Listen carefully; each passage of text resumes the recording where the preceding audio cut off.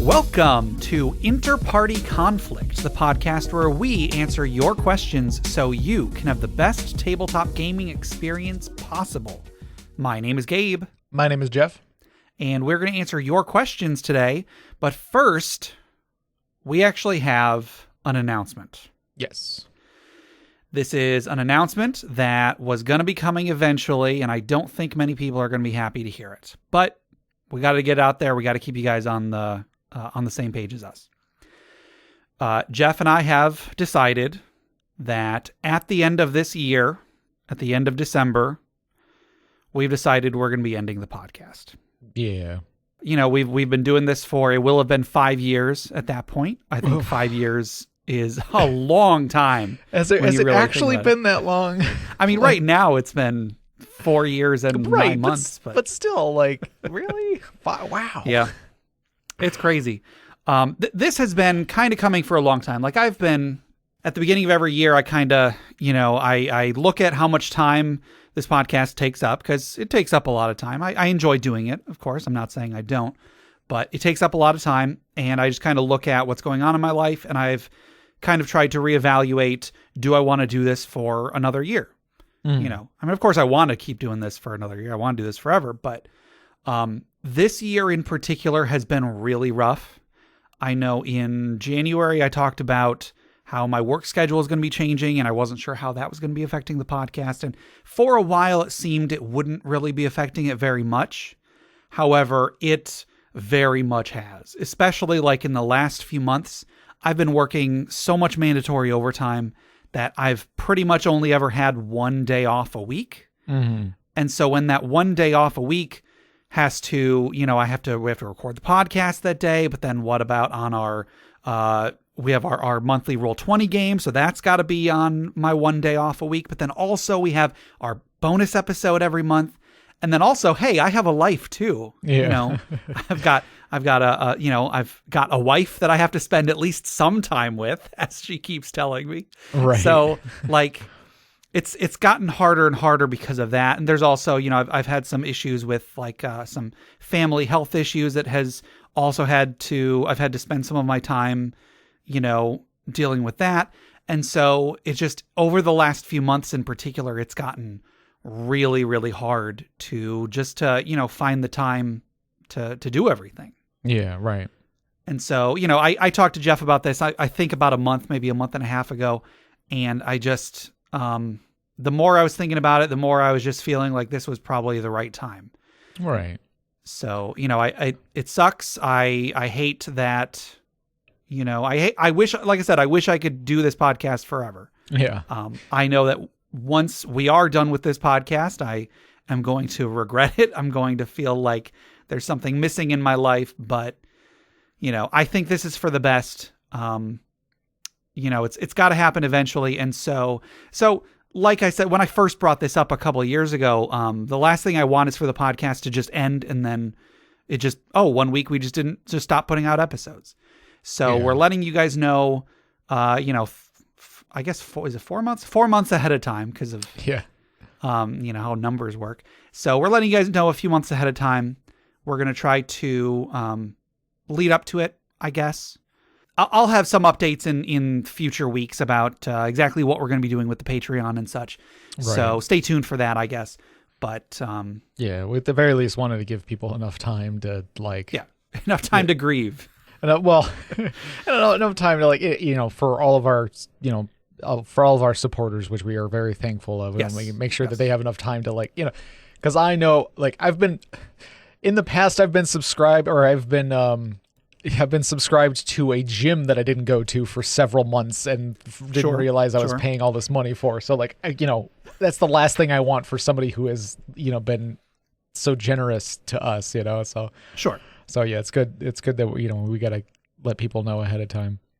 I guess I can briefly say sort of what I had in mind, and we can reevaluate this over the next couple months. Sure. So, I don't necessarily want to just end the Patreon.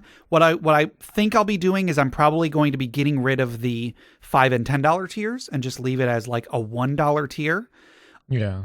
Because, hosting the podcast costs money, and I'm going to try, I want to keep the podcast up forever, and I probably will at least for the foreseeable future.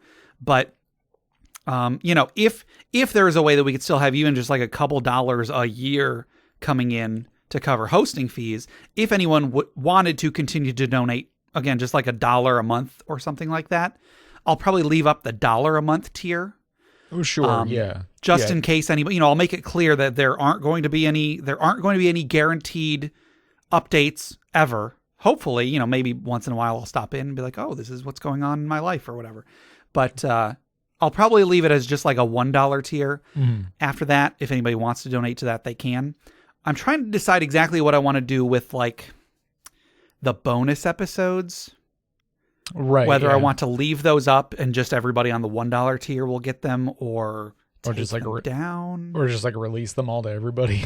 Yeah, I don't know. I mean, that was one idea, is like once we're done making regular episodes, maybe start putting out the bonus episodes. Maybe I'll think about that. Yeah. But I do just want to say thank you to everybody who has donated. If anybody who is currently a patron, if you want to stop, if you feel betrayed or something, I apologize. If for whatever reason you want to stop donating to us now, I mean, that's fine. That's up to you. You can do whatever you want. Yeah, we're not gonna be upset about it. We're like, hey, we still had a few months of your money to go. Come on.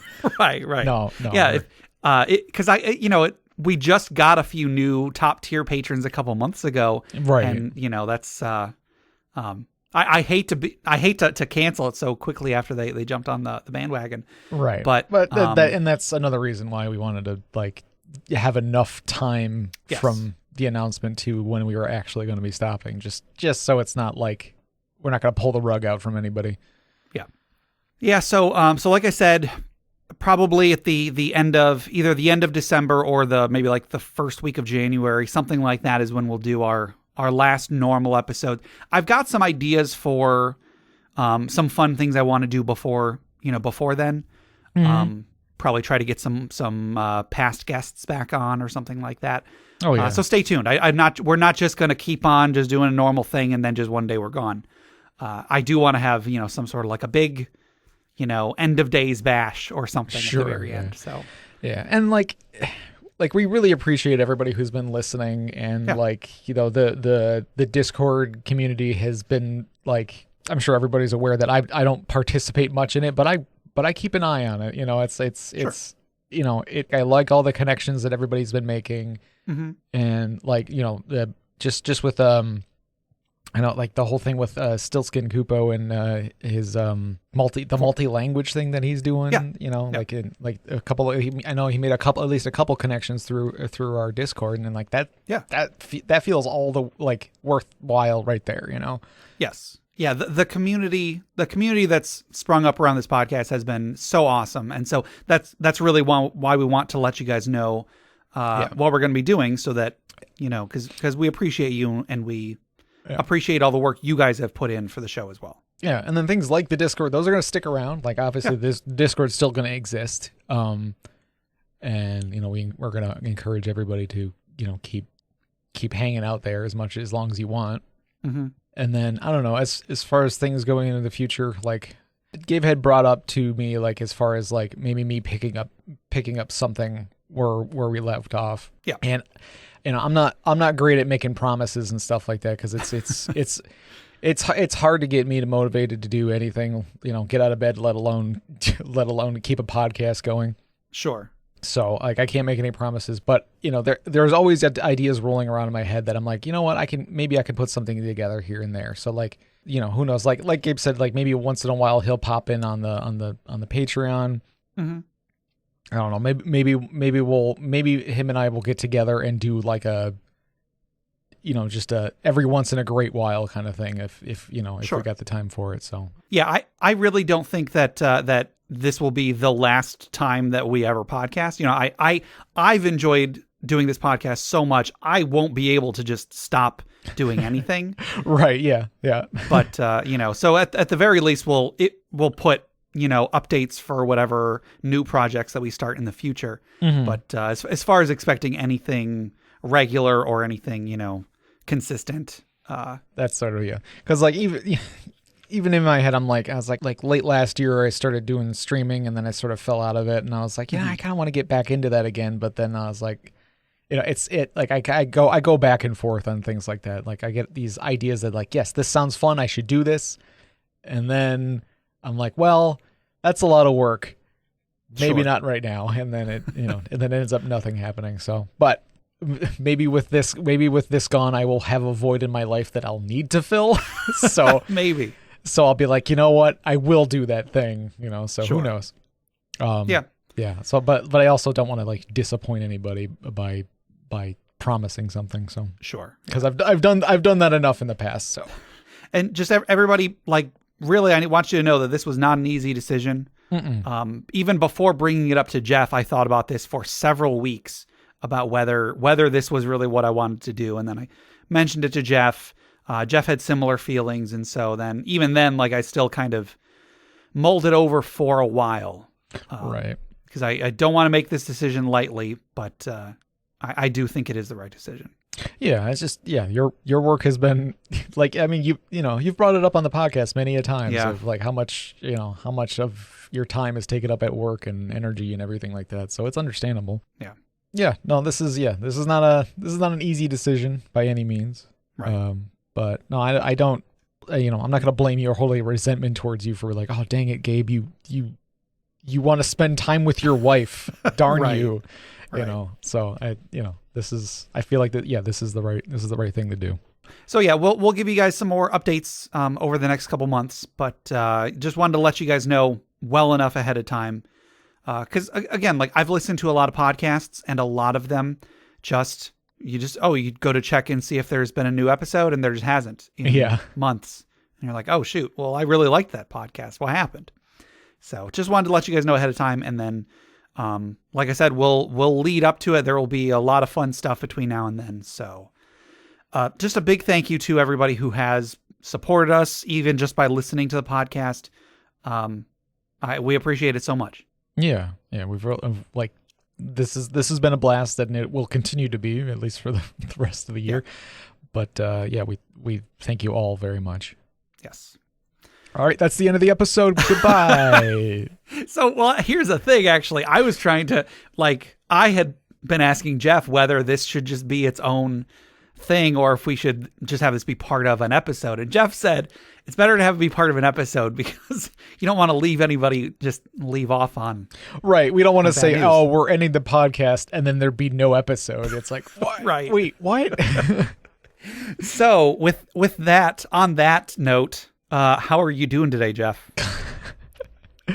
I'm actually pretty wiped out. I've recently started on some new medication that's kind of like messing with me a little bit, but like it's mostly good, but then there's some, side effects, I guess. I don't know. It's just new medication. I just got to get used to it. That's all. Yeah. So nothing serious. Sure. But just been just today I was like yesterday I got a little nauseous, and then today I was just like tired and irritable, and I'm like, ooh, this is not fun. But most of the time it's been good. So I'm not worried about it. It's just I was pretty exhausted today. So sure. But anyway, how are you doing? I'm doing all right. Been pretty busy the last, like I was just saying, pretty busy, I guess. I was telling you before we started recording that so I drink a lot of soda, in particular, my favorite RC Cola. And I was telling Jeff that I hadn't taken any. So we live in Michigan. Here's the thing. For anybody who doesn't live in the same state as us, possibly not even in the same country as us, when you buy cans or bottles of soda in Michigan in particular, you pay an additional 10 cents per can. That is supposed to be deposit. You're paying that, and then the idea is then that'll incentivize you to return the cans or bottles when you're done, and then you'll get that 10 cents back, which is, it kind of sucks because then it's like when you buy a 12-pack, that's an extra $1.20 that you're paying. And I guess the good and bad thing is that then you forget about it so that when you do return it, it's like, ooh, it's like free money. But I haven't returned any of our cans since before quarantine last April or whatever. Because especially like at the beginning of quarantine, the bottle return places were always like super packed. So I just never returned any. We were just piling up a gigantic mountain of bags of cans in my garage. And so I finally got around to taking them all back. It took several days and got about $250 worth of cans back. So that's about 2,500 cans over the last year and a half. Woof. Yeah. So if anybody has seen the show Seinfeld. Oh, yeah.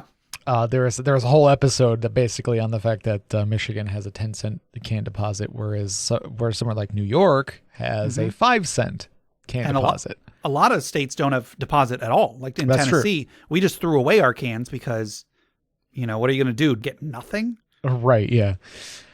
So there's like a whole episode where they basically like collect a bunch of cans in New York and then like drive them over to Michigan, and then there's like a whole scene about them trying to figure out like, oh, but the cost of gas is that, it's like, no, but if you use an efficient enough vehicle or whatever, I think they end up using they use a mail truck because then it's like Mother's Day, and so there's an extra mail truck out that day because of all the extra mail. Sure, yeah. Or something. It's been a while since I've seen the episode. Right, yeah. But yeah, exactly like that. I hijacked a mail truck and then I took it in. Right, yeah. But yeah, So yeah, that's what I got going on. Giant mountain of cans I had to take back. Some exciting stuff going on over here. Right, yeah. All right, you want to go ahead and get into this episode? Yeah, sure. Okay, so I got a simple one. I want you to imagine that you it's been a long day. You sit down after work, sit down on the couch, you pick up the TV remote, you push the on button. Just in time, your favorite TV show comes on. It's black and white. You see like a living room. On one side of the living room is a gigantic pile of gold and silver and magic items. There's like a magic sword sticking out of there. And then the front door opens and a large dragon pushes the door open and it bumps into the giant pile of gold, and then they shrug and the audience laughs. And then the title screen comes up. And do you know what the title screen is, Jeff? What's the title of the show? The TV show is The Dragons. Sorry, it's Hi Dragons Horde, I'm Home.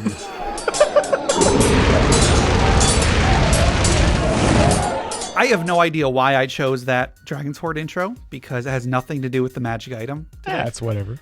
Today's magic item was submitted by Dustin via Discord, and the item is the Sadist's Scourge. Oh. The screams of the one silence the many. Keeping order in any army is a demanding task. Driving men into the brink of death breeds the seeds of mutiny. Those who speak out must be dealt with, lest the dissent spread. Enter corporal punishment. Nothing silences the mob like watching one of their own stripped bare and beaten. Some in power go beyond the need for compliance. They begin to enjoy the suffering. The Sadist Scourge is the creation of one such individual. This 9-tailed whip is formed of braided flesh, wrapped in sinew and tipped with shattered bone. Its very countenance inspires fear.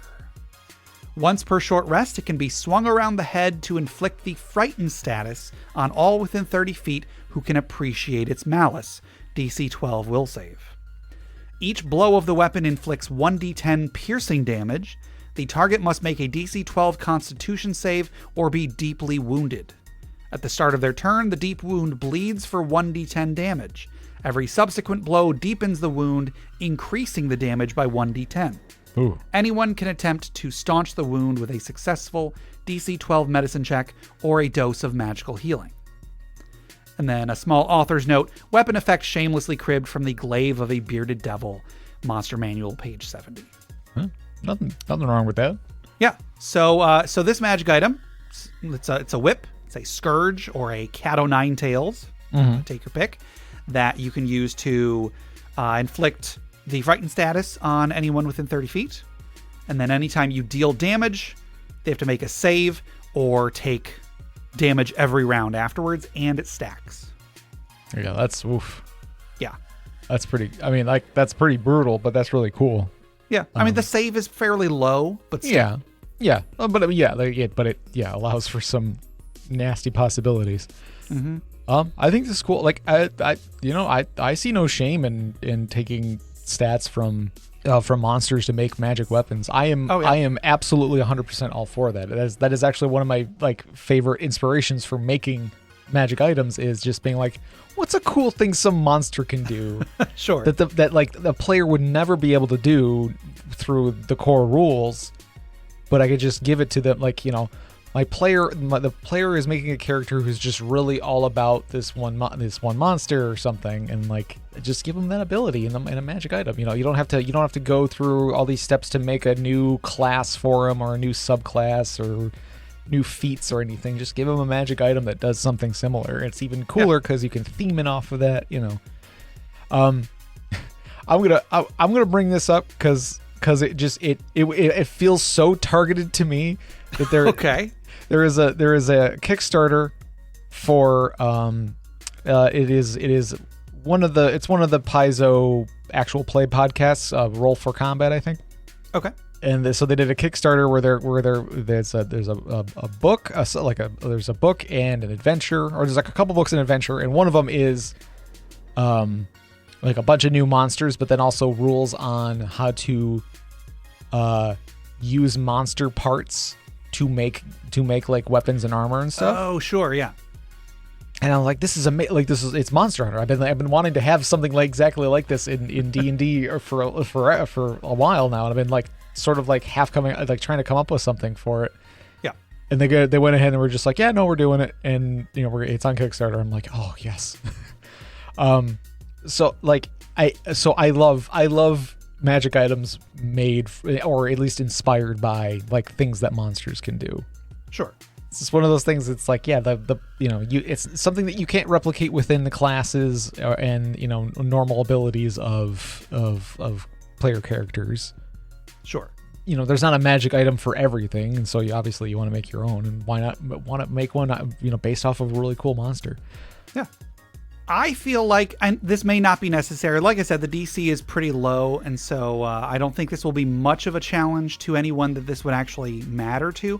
I feel like there should be some sort of a cap, though, on the additional damage stacking. Sure, yeah, like stacks up to 2 or 3 times or something like that. Sure, something like that. I mean, like, again, let's say you have enough hit points for you to take 10 hits from this thing and, you know, somehow get to the point where you're taking 10d10 every round. That seems a bit excessive.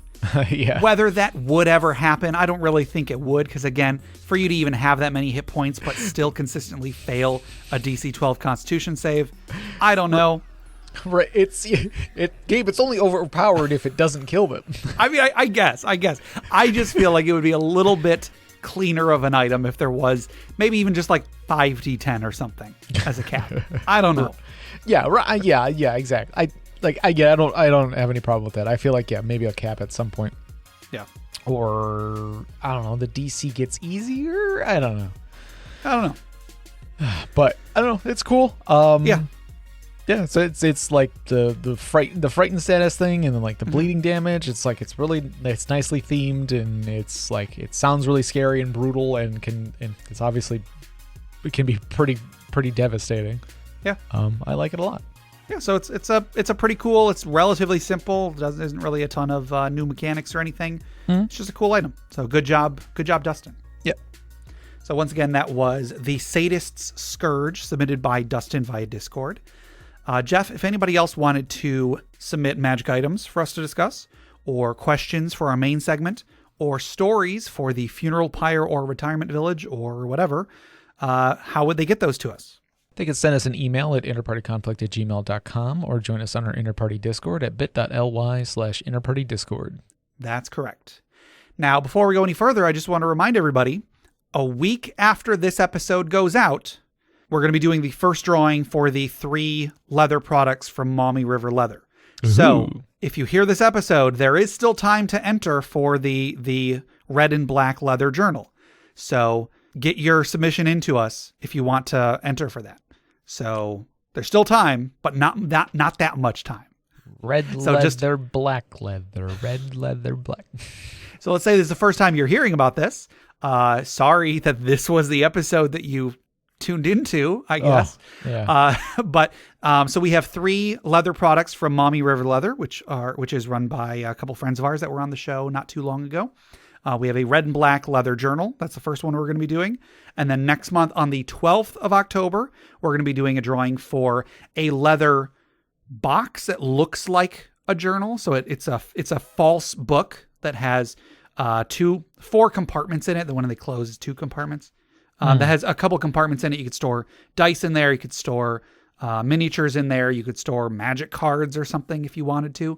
And then it'll just look like you're carrying around a little leather-bound journal. So that's the second thing we're going to be doing. Yeah. Then on November 9th, we're going to be doing the last one. And that last drawing is going to be for a leather book cover that is sized to fit any of the 5th edition D&D books. Probably Pathfinder and probably all those other, game systems too. But that size of book. Yeah. I feel like, it's somewhat standard size, although like the thickness can vary. So, yeah. So if you hear this, you've got one more week to enter the red and black leather journal drawing. So get that into us. You can get those into us by writing us a review on any platform of your choice. Take a picture of it. Send it to us at InterPartyConflict@gmail.com. If you've already written a review, awesome. Just send us a picture. If you sent us a picture of a review for one of the previous drawing we did a couple years ago, you got to do it again. I mean, you can just send us the same picture, but you have to send it to us again. You're not automatically entered. Right. So when you do send us an entry, let us know which of the 3 things, or 2 of them, or 3 of them. If you want to enter all 3 of the drawings, go for it. Just specify if there's one that you don't want. Let us know. We won't put you in that list, so you don't take it from somebody who does want it, and so on. So it's coming up pretty soon. So get that into us. Once again, deadline for the first one is the 14th of September. So good luck to everybody out there. Yeah. And then here's actually another announcement. This episode is probably going to be very light on content and big on administrative stuff. We have a new giveaway in addition. It's not a physical giveaway. We're having a new supplement giveaway that we are starting today. This one is going to be courtesy of Nathan, aka Seawood Scribe. Oh, yeah. Last October, he gave us 4 digital copies of Strahd's Manual of Shadow to give out. And this month, it's not explicitly just October, I think, but we'll probably be starting it within the next week or 2. So we're going to be giving away another product of his, and this one is a supplement for a witch class. Ooh, cool. I think this is part of Strahd's Manual of Shadow. So if you already have Strahd's Manual of Shadow, I think you already have this. But if you don't have Strahd's Manual of Shadow, because only like 4 people won it last year, if you didn't purchase it on your own, this is a 38-page supplement with details of a new class, the Witch class. It has the class stats. It has a bunch of subclasses for the Witch. It's got covens for the Witch class that you can be. It also has additional spells to go with it. It's a ton of great content. I got it open right now. It looks beautiful. It's so well put together. It looks like a great product. I think it's really cool. And Nathan got in touch with me recently and said he wanted to help us give out some more stuff. Yeah, awesome. So Jeff, if anybody wanted to enter this new drawing, how would they enter? They could enter by sending us an email at interpartyconflict@gmail.com with Hocus Pocus in the subject line. There you go. We did not decide on that. Jeff just said he had something, so sounds good to me. Yeah, that sounds great. I wanted it to be something fun, but I wanted it to be more fun than that. But I couldn't come up with anything that wasn't dirty. Sure. So we'll go with that. So I guess we'll be doing the first drawing for that starting on the 21st of September. So 2 weeks after this episode goes out. And then I think we'll be going until at least the end of October. I can't remember what Nathan and I had agreed upon. So anyway, I will we'll start it in 2 weeks and give out at least a few copies of this and go from there. So okay. Yeah, cool. Once again, just send us an email with Hocus Pocus in the subject line. Yeah. Do you love Interparty Conflict? You know, the show you're listening to right now? Yeah! Then check out their Patreon at patreon.com/interpartyconflict. You can help support the show and get tons of bonus content too. Access hundreds of outtakes, dozens of short stories, periodic updates about the behind the scenes of the show, personalized media, a monthly Roll20 game run by Gabe himself, and more. Every month, Green and Red Tier patrons get access to the bonus podcast InterPatronConflict, where Gabe and Jeff cover a wide variety of topics. Join right now and access the most recent episode, which might sound a little something like this. I have wanted to kill you for so long. I have tried to kill you so many times and it just hasn't worked. I finally have you. I want you to leave. I'm not going to try to kill you anymore because that hasn't worked out for me at all. Just leave. I want you gone. You have your freedom. Get out of here. Go. Right. And so this song is kind of just a I don't know, musical version of that, I guess. Sure. So anyway, without further ado, Want You Gone from Portal 2. Once again, go to patreon.com/InterPartyConflict to help out the show and access all that bonus content today. And then one more quick thing, check out the other podcasts on the Crit Nation Fellowship. Check out Crit Academy, critacademy.com. Check out Brute Force and Ignorance. They're an actual play podcast on the network. And then check out a couple other podcasts that are on hiatus. Check out D&D Character Lab and check out the Kind GM podcast. Enough of all the admin. Let's get into some questions, Jeff. All right. Our first question comes from Alan Smithy on Reddit, and they ask, guns in fantasy, yay or nay? Yeah, so there's been a lot of, for years, there's been a lot of internet discourse about whether guns should be allowed in a game like D&D. Mm-hmm. So, I guess it's just asking what are our opinions on whether guns belong in a fantasy setting like the pseudo-European D&D settings. Sure.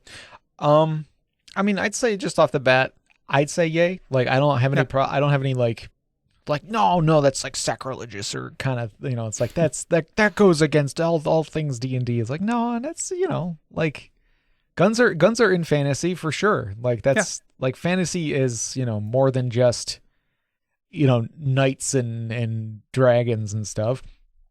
And I understand that like in certain settings, it's maybe it doesn't fit quite as much. And obviously like if your group or the DM or whoever doesn't want guns in their game, that's their call. That's the group's call or whatever, but just as a general rule, I'm for it. Like, I think they're like, and there's tons of ways to flavor it too. And then like, heck, you got golems and like constructs and stuff like that. Like, although I'm a little biased because I really like Warforged and Eberron, and Eberron is it's much more steampunk and guns and stuff like that fit way better into Eberron than something like Faerun.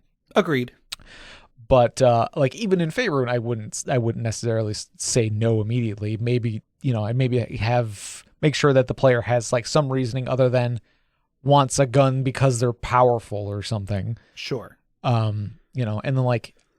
I know there have been books that have added things like guns into the game. I want to say guns were brought in with Eberron in 3.5. Well, so here's the thing.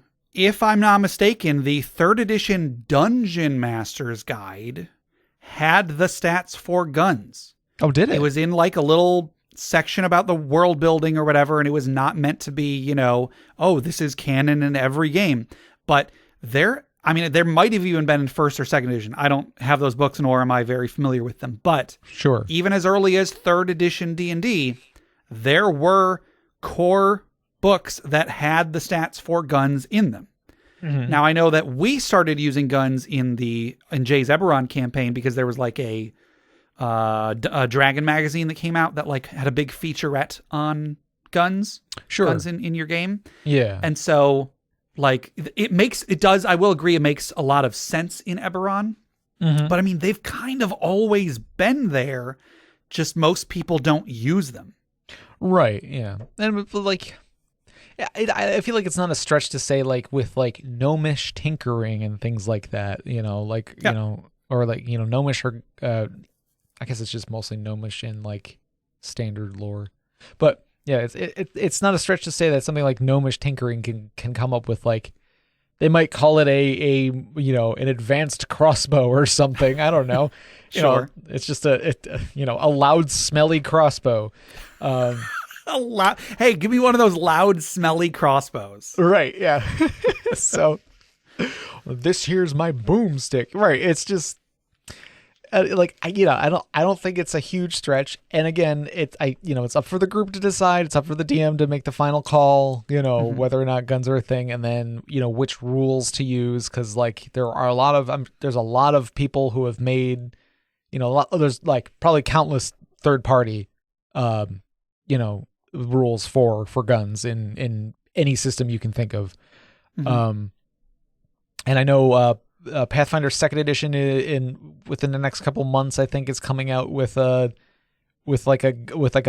guns rule book or something. I forget what. Sure. Guns and Gears, where they're gonna have like constructs and playable constructs like Warforged and like a Gunslinger class. So like sure,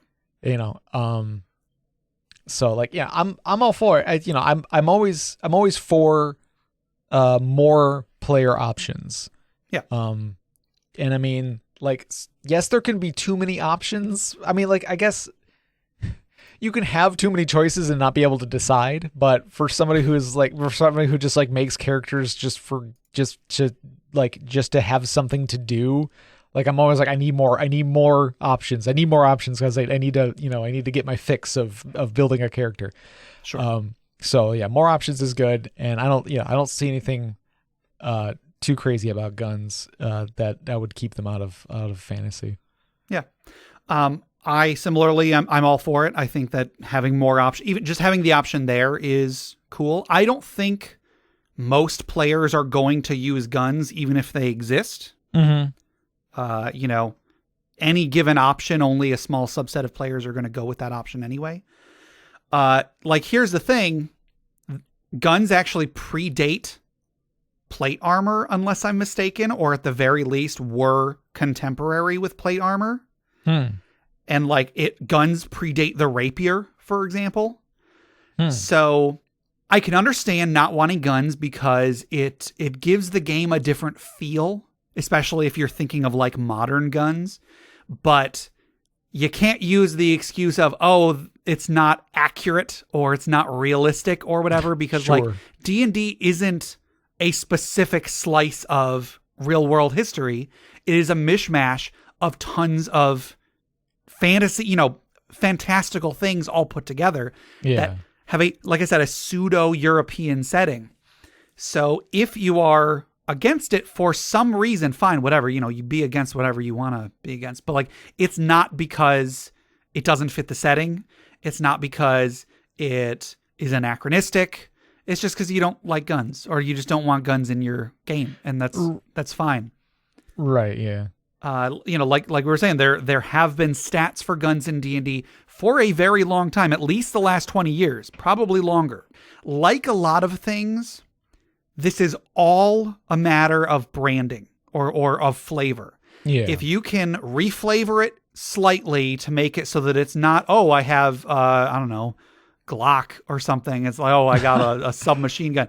If you can flavor it so that it does fit the world, then it makes, it's going to make so much more sense. I feel like every curmudgeon who says no guns in my setting is one good explanation away from accepting guns in their game. Sure. Maybe I'm wrong, but I think so. Yeah. I feel like, because like Crit Academy has a supplement called the Gun Mage, which is basically just like it's a subclass for sorcerer, I think, that lets you're basically just using a focus for all of your spells, and then you get special abilities that you can use through it. And so it's a gun, it's called a gun. It's like an acronym, I think, but it's still, it's a gun. And the whole concept of the class was, or the subclass was, well, can we make a magic gun and make a subclass around it? Sure. And they did. And so you were saying, Jeff, like if it was like a gnomish tinkerer that came up with it or something, that's cool. Mm-hmm. That's a way to do it. So if it's really just a matter of finding a place where it could fit organically into the world, and then you're probably going to like it so much more afterwards. Now, if you don't want guns in your game, I'm not telling you you have to have guns in your game, or I'm not trying to push anybody to put guns in their game, but I'm just saying, like, however much you think guns don't fit, it's just because you haven't heard the right explanation. You haven't heard the right story for how this gun came to be. Right, yeah. When we were doing Jay's Eberron campaign, it was when that Dragon magazine came out, and I really liked the idea of my character having a gun. And so I brought it up to Jay, and it's been 20 years or so. I don't remember the exact story of where this gun actually came from, but I was an artificer, so it would make sense that I would have one that I would then tinker with. But I think it was like ancient technology that I found in Zendrick, I think. And so it's not that like everybody walking around has a gun. It's that I found this ancient technology. I tinkered with it.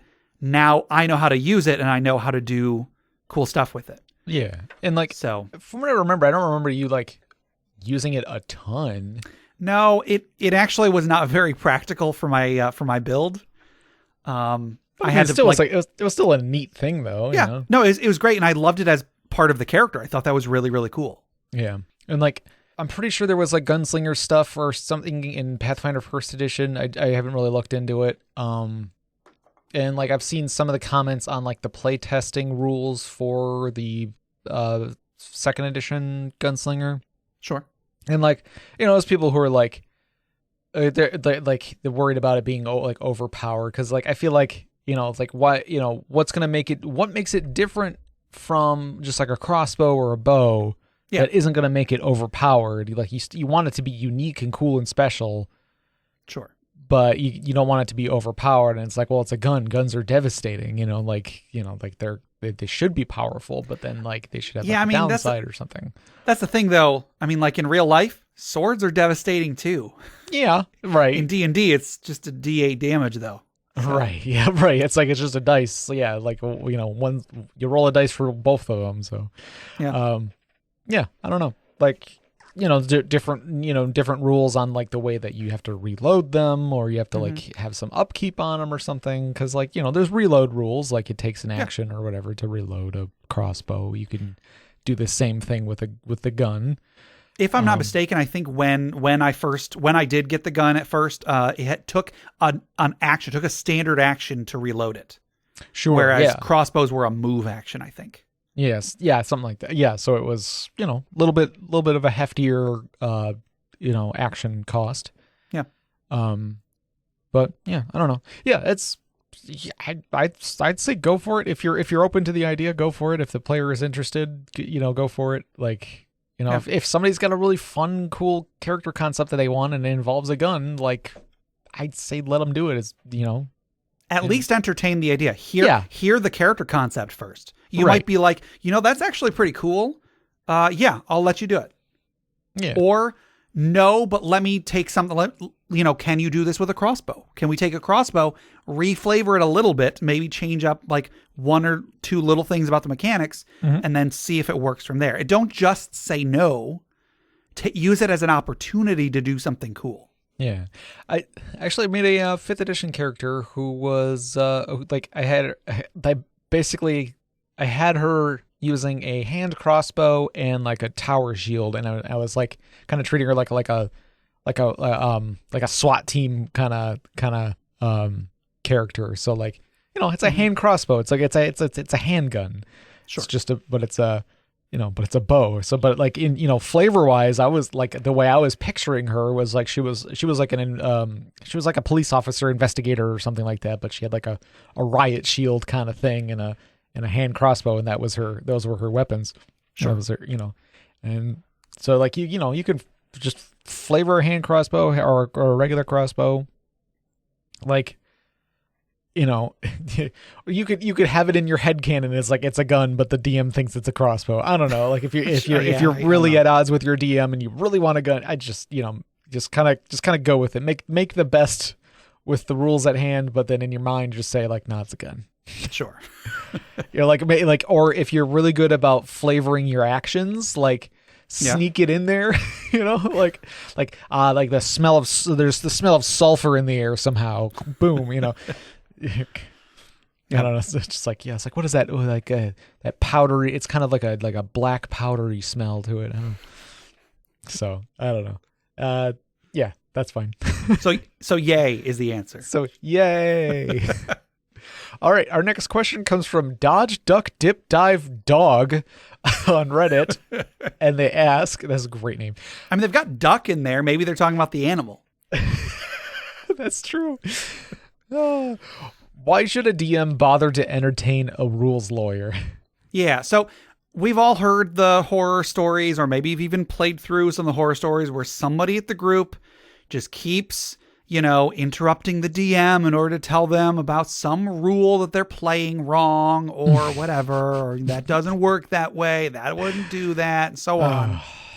Why should a DM bother to even keep them around instead of saying, this is my game, these are my rules, I'm going to play the game how I want, get out of here?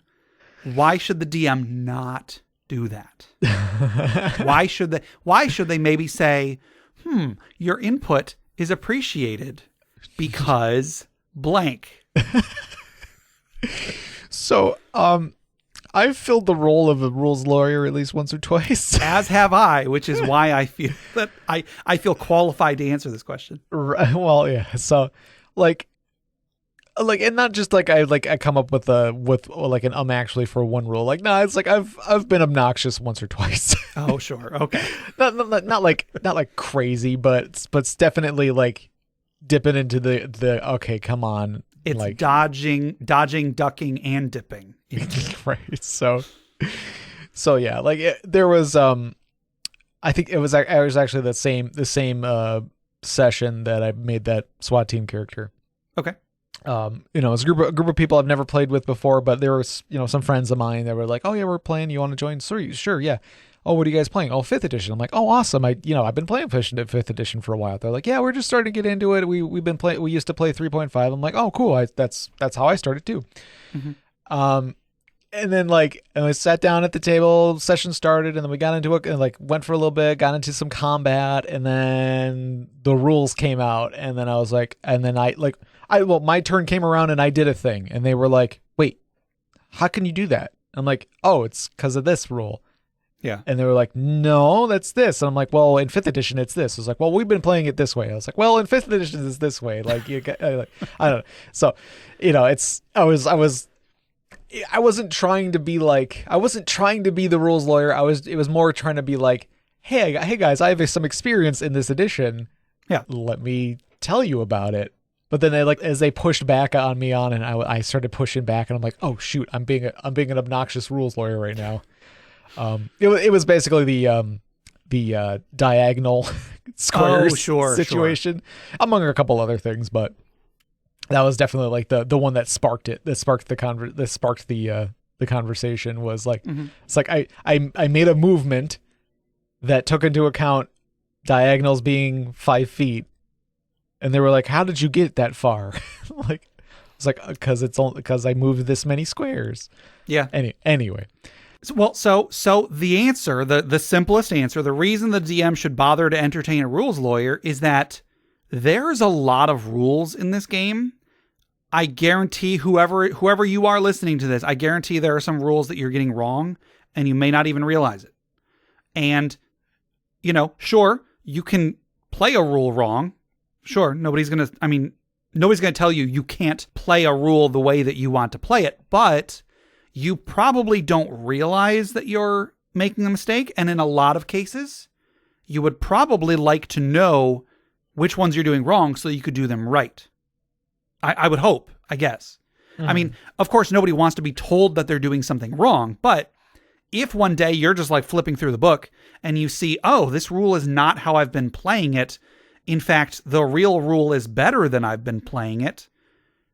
You would probably want to use that moving forward. So assuming they're not being a jerk about it, assuming they are not telling you how you should be playing the game, if they are simply offering up the correct information, the information as it is presented in the book, then the DM should at least be willing to listen. At least be willing to acknowledge the fact, okay, that's the rule in the book, but I'm going to keep doing it the way that we've been doing it for insert reason here.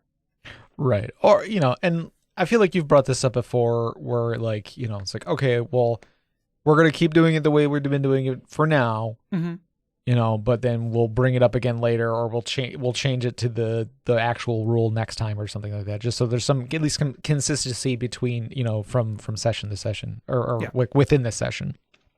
Because like Jeff, you were saying that you did the diagonals, like every other diagonal, they were playing it that every other diagonal was an additional diagonal. So like the first diagonal is 5 feet. The next one is an additional 10 feet. So 15 feet is 2 diagonal squares, correct? Yeah. I forget exactly which way that we're doing it, but yeah, it was basically, I think it was every other square was 2 squares, basically. Yeah, because that's how it was like in 3rd edition. I think that's how it is in Pathfinder. Yeah. I hate that rule.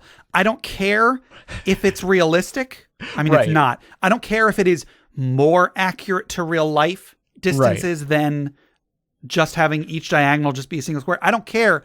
It's just easier to just have every diagonal just be 5 feet. I guarantee it is not going to harm the game, and it's going to mean easier math. It's going to mean less bookkeeping. It's just going to be easier. That's one of those rules that if I had been playing with the, every other diagonal was an additional 5 feet or whatever, if I had been doing that and I heard that the actual rule in the book is that diagonals are to the same amount, just regular 5 feet, I would shake that person's hand. I would give them advantage on their next, I would give them inspiration. I would love it because that's one less thing I have to keep track of that makes the game easier. Yeah. Yeah. It's like in like calculating like area spell, like, doing like area spells and things like that. There's so many things that it just makes it easier. Just a big square. Just make it a big square. Boom. Done. Yeah. And I'm like, it also makes me think of like maybe everyone should just be doing hex. Like hexagons are the bestagons, and we all know this. So I mean, like, just remember this person at the table is hopefully a friend of yours. They've probably come to play in the game because you already know each other and you're enjoying each other's company. So don't shut them down just for the sake of shutting them down. Listen to them. Acknowledge what they're saying. Just think of it. If you could have a talking encyclopedia that if you ever don't know a rule can just rattle it off right there. That's what rules lawyers are. Maybe not in every single case, but you have to do less work learning the rules. As long as you can have an attitude of like, oh, I was doing it wrong. Okay, cool. We'll do whatever the actual rule is. Yeah. As long as you can have that attitude and not take it personally. Right. It's someone there to do some of the work for you in remembering some of the stuff that you can't be bothered to remember yourself. Mm-hmm. Use them as an asset rather than seeing them as an adversary. Yeah. And like, remember, you're the DM. You can always say, that's not how we're going to do it. You can always say, I'm going to keep doing it the way that I was doing it before. That's fine. But then rules lawyers out there, hey, Gabe, rules lawyer here, chill out. Don't push it. Right. Offer up the information. Don't object. Don't insist. Just, offer it. Offer your help. Yeah. And one of the things that I was very guilty of, and would bring up the rules lawyer in me is like, just remember, from a player, remember that the abilities and rules of what a DM has control over are different from what a player from what a player controls. Like a player character, like you can pick from a set number of classes, abilities, skills, yada yada. Yeah. The DM can basically make it a monster on the spot that has whatever ability they want it to have. Oh yeah. If it's something they want to have in there because they think it's going to be fun or interesting or whatever, or challenging or whatever, like try not to question them too much, like unless it's like obnoxious, obviously. Sure. Unless it's one of those nightmare DM situations. Sure. If the rules lawyer in question is one of those people that's like, oh no, this monster's AC isn't 13, or like, oh no, this monster doesn't have 50 hit points. This thing should be dead already. You should be using the stats that are in the monster. Get them out of there. Just don't entertain them. Kick them out. Right. Yeah. It's like, don't. Yeah. That's the metagaming rules lawyery kind of thing. That's you being a rules lawyer to metagame. I think that's a different. Yeah. That's the one you want to avoid. Yeah. But yeah. So yeah, if it's like, well, that's not, like if the DM has an NPC do something that is similar to something that a player can do, but it ends up being stronger, and you go, hey, wait a minute, that's not fair. Like, just be like, no, this isn't a character with with levels in fighter or whatever. This is an NPC of the DM's design, or correct, or the author of the adventure's design, or something like that. So like, it like there is, I understand that reaction of that, like sort of like feeling cheated or something like that, where like you go in when you see an enemy that is a human with a sword and a shield, and you have this expectation of their abilities. Sure. And so you go at them thinking, oh, I can handle this. And then they do something that's way out of left field and nothing you've ever seen in any rule book anywhere. You can't go, hey, that's cheating. Because that's not cheating. That's just a thing that that NPC can do. Yeah. And if you feel like it's way too powerful or something, or like it, but maybe you can bring that up. It's like, hey, that's a different issue. Yeah, that's a different issue, right? Yeah. So, anyway, yeah, I'm just learn from my mistakes, because like I've sure. I've been upset at things where where I was like, no, that's totally up to them to decide what that thing can do. That's like, yeah, but like I understand wanting to know all the rules so you know what to expect, because it's the same with like building, like when I'm building a character, I when I'm building a character out, I'm trying to make sure I know all the rules, and like I'm trying to, you're trying to min-max it, but I'm supposed to trying to do it within the rules. Yeah. So like I like to have an understanding of what the black and white rules are. It's like, what does this work or does it not work? And when I get the answer, well, it's up to the DM, I go, well, dang it. Yeah. Yeah, I know. It's like I like, and I think part of my problem is like, I'm not necessarily making a character to play it. I'm making a character because I want to build something within the rules. And then when the rules aren't actually there and it's up to the DM, I can go, I can't, like, that's part of the character that you can't focus on. You can't count on that. Yeah, it's like that character is no longer valid because there's no hard rule for it. So like, well, I can't do this build anymore. I have to work around it somehow with a rule that is very black and white. Yeah. And so like that's, anyway. Like I feel like we gave this response in some question a long time ago, but like think of it like this. Everybody at the group agreed to play a game based on a set of rules that you were all able to read and learn equally. Right. If someone shows up to the table expecting to follow those rules, they're not in the wrong because you all agreed to follow those rules. If everyone else decided, or if the person in charge decided to deviate from those rules, it's not the player's fault for expecting to have been able to follow the rules that everybody agreed upon. Yeah. So again, it's just like, don't demonize someone just because they expected to follow the rules. Demonize them if they are being a jerk about it. Hopefully they're not being a jerk about it, but like, right. Yeah. And that's not easy to like gauge too. 'Cause like, as if you're like DMing and somebody calls you out on something, you might feel attacked.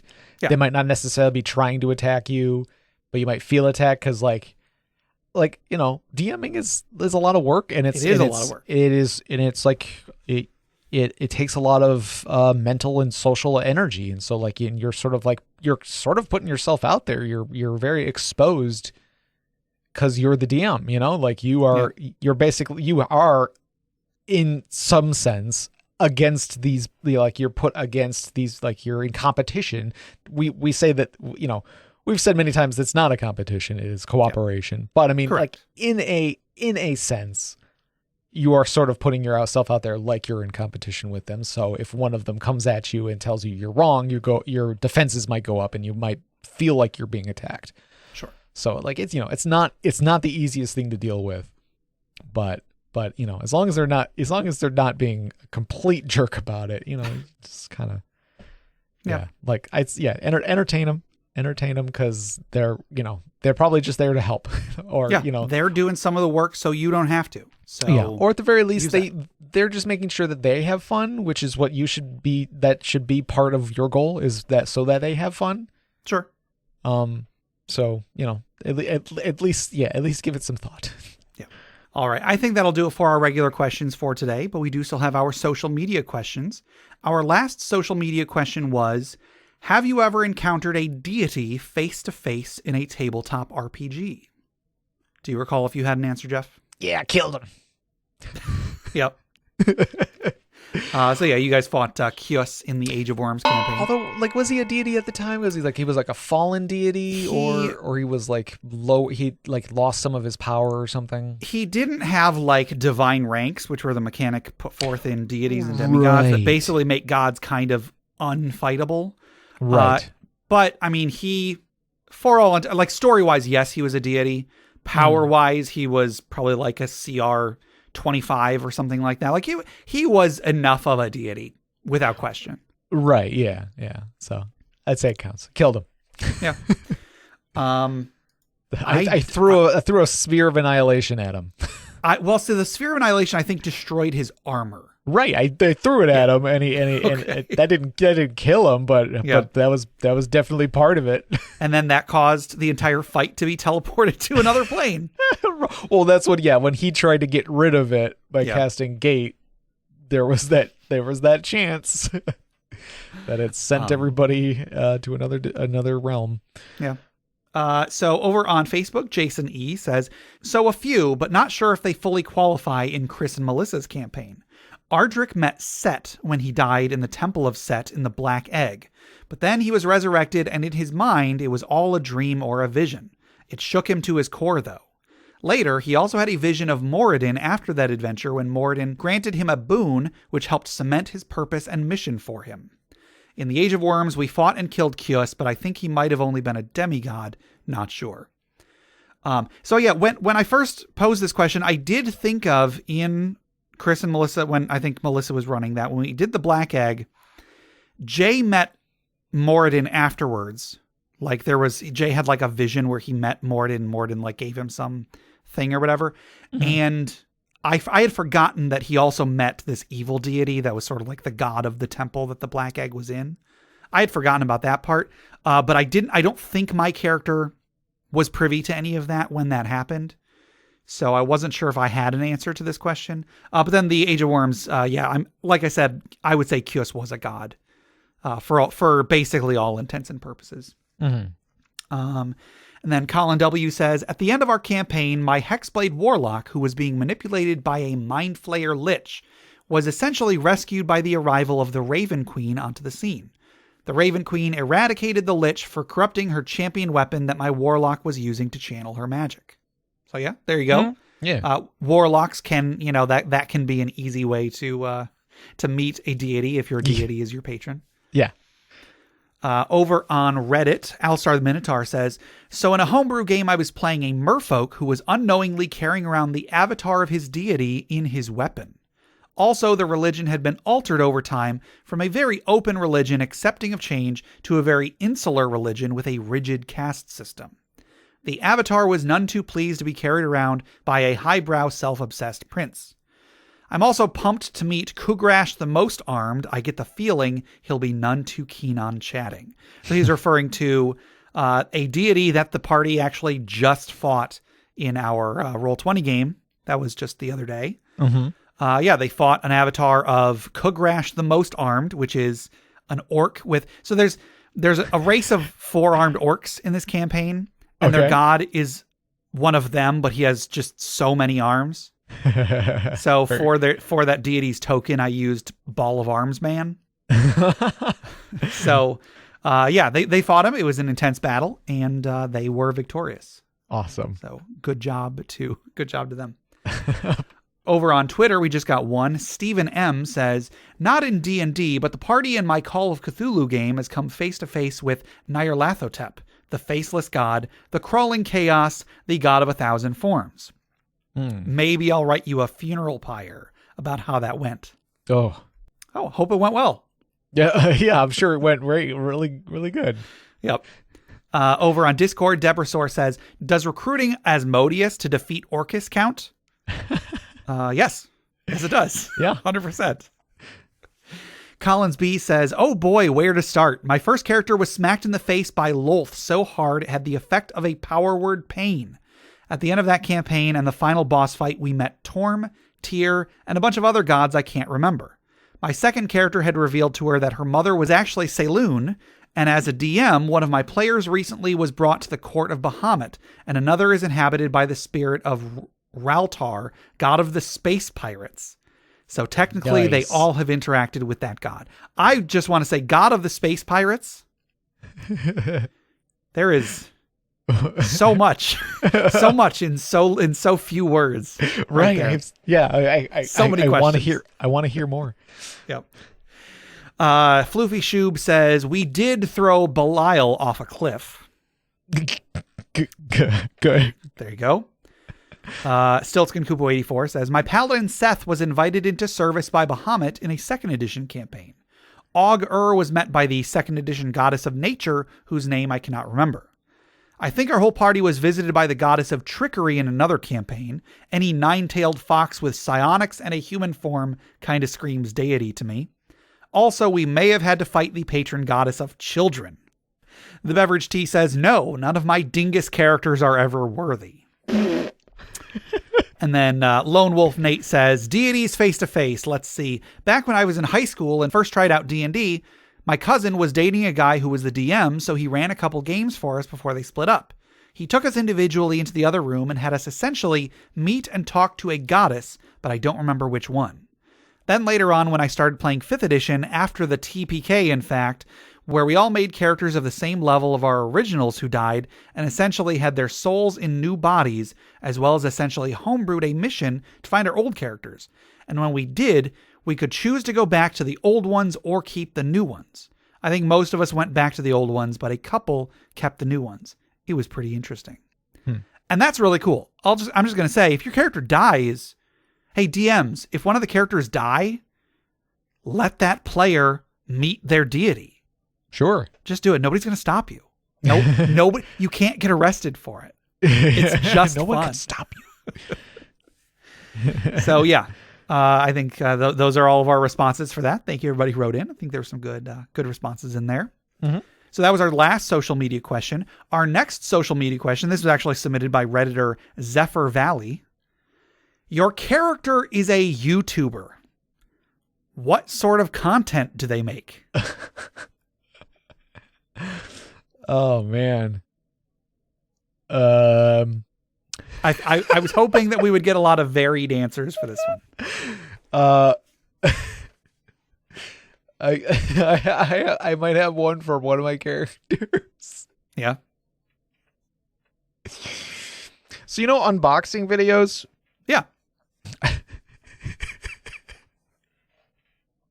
That, but for like his victims, I guess. Oh boy. I don't know. Okay. I don't know. He just like it was my druid lizard folk who ate people. Oh, okay. It's like, I don't know. Like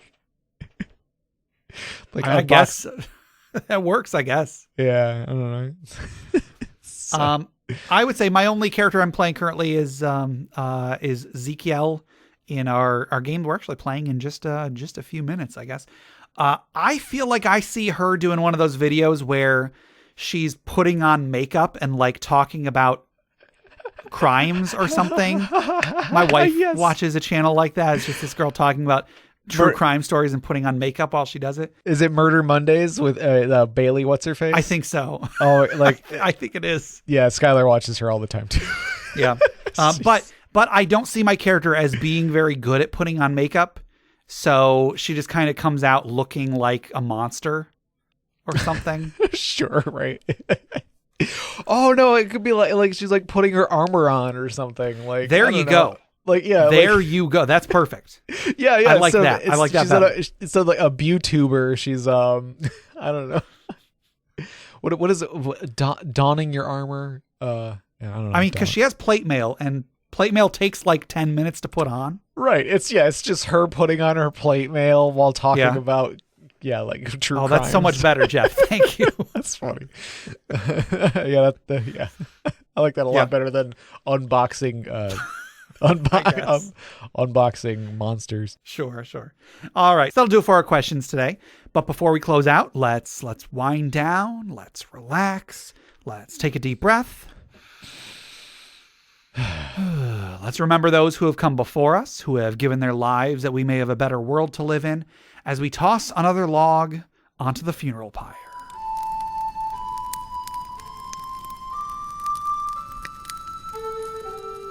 Today's funeral pyre was submitted by 2HD Goblin via Reddit.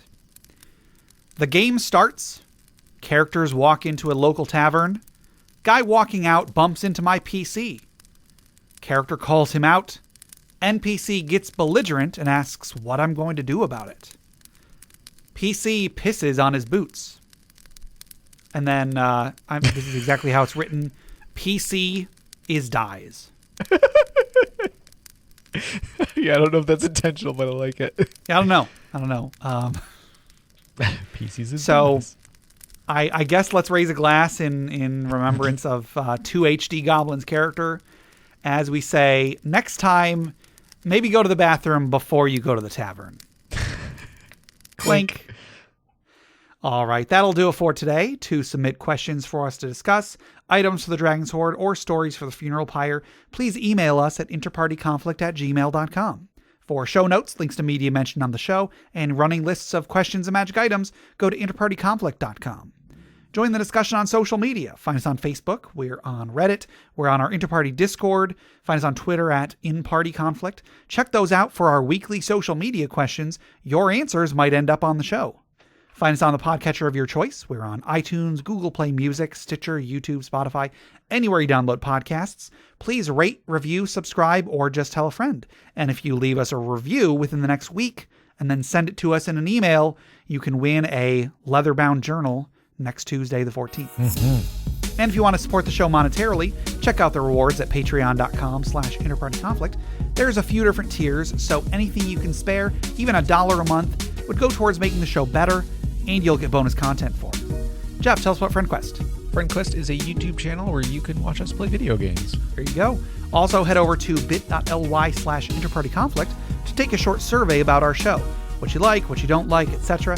And just for taking it, you'll get 2 free printable board games, courtesy of the great people over at hollandspiel.com. And our music is made by Boxcat Games from Nameless the Hacker's RPG. So, Jeff, until next time, don't forget to like, comment, and smite evil.